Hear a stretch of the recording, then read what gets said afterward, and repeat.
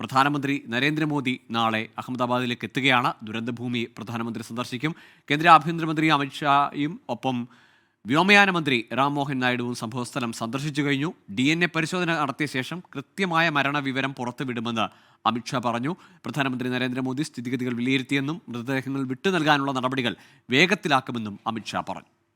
Air India की flight संख्या AI 171 दुर्घटनाग्रस्त हुई और कई पैसेंजर इसके अंदर हताहत होने की संभावनाएं हैं। इस घटना से पूरा देश क्षुब्ध है और पूरा देश एक साथ पूर्ण संवेदनाओं के साथ ये जो दुर्भाग्यपूर्ण हादसे में पैसेंजर हताहत हुए हैं इनके परिजनों के साथ खड़ा है। सबसे पहले मैं भारत सरकार, गुजरात सरकार, भारत सरकार के प्रधानमंत्री जी और गुजरात सरकार की ओर से भी जो लोग हताहत हुए हैं इनके परिजनों के प्रति गहरी संवेदना व्यक्त करता हूं। അച്യുതനുണ്ട് ഡൽഹിയിൽ നിന്ന് വിശദാംശങ്ങളുമായി. അച്യുതൻ, ഈ അപകടം നടന്ന ആ സമയത്ത് തന്നെ വിവിധ കേന്ദ്ര ഏജൻസികളും ഫയർഫോഴ്സും മറ്റ് സേനാ വിഭാഗങ്ങളൊക്കെ സംയുക്തമായി ശ്രമകരമായ രക്ഷാദൗത്യം തന്നെ നടത്തി.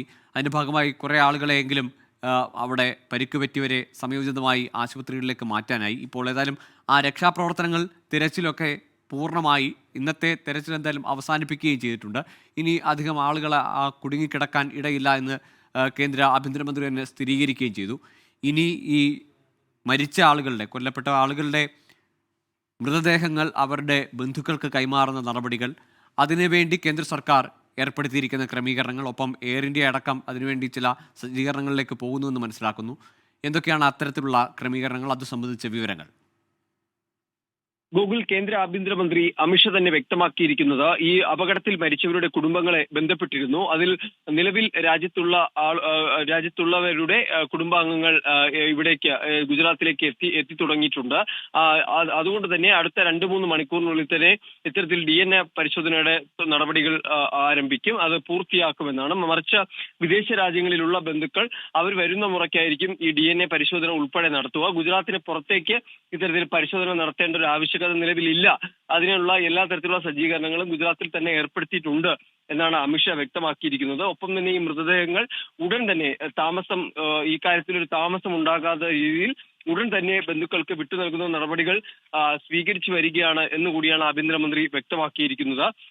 ഒപ്പം ഈ അപകടത്തിൽ ഒരേ ഒരു യാത്രികനാണ് രക്ഷപ്പെട്ടത്. അദ്ദേഹത്തെ അമിത്ഷാ നേരിട്ട് കാണുകയും ഉണ്ടായി. ഈ അപകടം നടന്ന് തൊട്ടടുത്ത നിമിഷം തന്നെ തനിക്ക് വിവരം ലഭിച്ചതായാണ് കേന്ദ്ര ആഭ്യന്തരമന്ത്രി അറിയിച്ചിരിക്കുന്നത്. അതിന് പിന്നാലെ ഗുജറാത്ത് മുഖ്യമന്ത്രിയെയും ഗുജറാത്ത് ആഭ്യന്തരമന്ത്രിയെയും അദ്ദേഹം ഫോണിൽ ബന്ധപ്പെട്ടിരുന്നു. ഇതിന്റെ വിശദാംശങ്ങൾ തേടി. അതിനുശേഷമാണ് പ്രധാനമന്ത്രി നരേന്ദ്രമോദി കേന്ദ്ര ആഭ്യന്തരമന്ത്രി അമിത്ഷായുമായി ഇക്കാര്യങ്ങൾ ബന്ധപ്പെട്ടത്. ആ ഘട്ടത്തിൽ ആഭ്യന്തരമന്ത്രി അമിത്ഷാ തന്നെ ഇക്കാര്യങ്ങൾ വിശദീകരിക്കുകയും ഉണ്ടായി.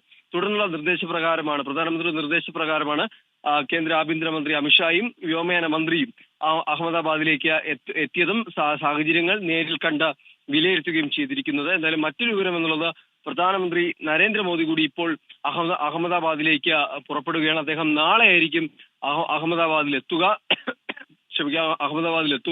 അവിടെ ഈ അപകടം നടന്ന സ്ഥലം സന്ദർശിക്കും. ഒപ്പം പരിക്കേറ്റവരെ നേരിൽ കാണുകയും ചെയ്യുമെന്നാണ് നമുക്കറിയാൻ കഴിയുന്നത്. മുൻ ഗുജറാത്ത് മുഖ്യമന്ത്രി വിജയ് രൂപാണിയും ഈ അപകടത്തിൽ മരിച്ചിരുന്നു. അദ്ദേഹത്തിന്റെ വസതിയിൽ പ്രധാനമന്ത്രി പോകും എന്ന ചില വിവരങ്ങൾ കൂടി ഈ ഘട്ടത്തിൽ ലഭിക്കുന്നുണ്ട്. ഗൂഗിൾ. ശരി, അച്യുതനാണ് ഡൽഹിയിൽ നിന്ന് വിശദാംശങ്ങൾ നൽകിയത്. പ്രധാനമന്ത്രി നാളെ അഹമ്മദാബാദിലേക്ക് എത്തുകയാണ്. ആഭ്യന്തരമന്ത്രി അമിത്ഷായും വ്യോമയാന മന്ത്രി രാംമോഹൻ നായിഡുവും ഒക്കെ അവിടെ സന്ദർശനം നടത്തിക്കഴിഞ്ഞു. അടുത്ത സാഹചര്യങ്ങൾ വിലയിരുത്തി കഴിഞ്ഞു. ഇനി നാളെ പ്രധാനമന്ത്രി കൂടി എത്തുകയാണ്. ഒപ്പം വിദഗ്ധ സംഘം, വിവിധ ഏജൻസികളുടെ അന്വേഷണം ഈ കാര്യത്തിൽ ഉണ്ടാവും. അതിൽ വ്യോമയാന മന്ത്രാലയത്തിൻ്റെ കീഴിലുള്ള അന്വേഷണമാണ് ഏറ്റവും ശ്രദ്ധേയമാവുക. ആ അന്വേഷണത്തിലായിരിക്കും എന്തുകൊണ്ട് ഈ അപകടം, ഇത്ര നടുക്കിയ അപകടം ഉണ്ടായത്, ഇത്ര ജീവനുകൾ നഷ്ടപ്പെട്ട അപകടത്തിൻ്റെ കാരണം എന്ത് എന്ന് വ്യക്തമാവുക. ആ തെരച്ചിലിലേക്കും ആ പരിശോധനകളിലേക്കും കൂടി നാളത്തെ പകൽ കടക്കും.